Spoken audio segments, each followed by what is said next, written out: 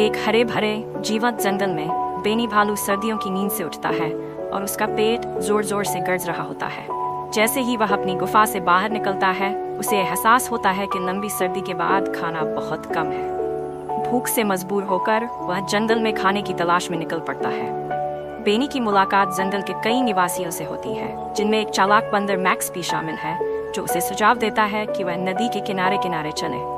वहाँ फलदार पेड़ मिल सकते हैं, लेकिन बेनी को रास्ते में कई अड़चनों का सामना करना पड़ता है, जैसे कि एक फिसलन भरी ढलान और एक गुस्सैल मगरमच्छ जो पानी की रखवाली कर रहा है।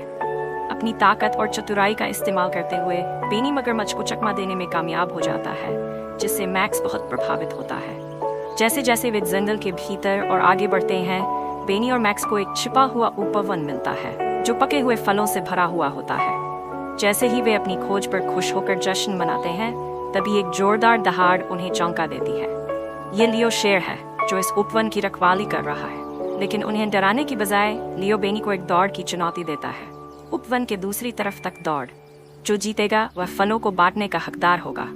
दौड़ में कई मजेदार घटनाएं होती हैं, लेकिन बेनी का हौसला और संकल्प सबसे ऊपर होता है।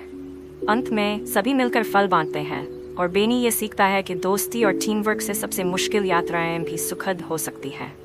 फिल्म का अंत बेनी के पेट भरे और चेहरे पर मुस्कान के साथ होता है, जो आगे आने वाले रोमांचों के लिए तैयार है।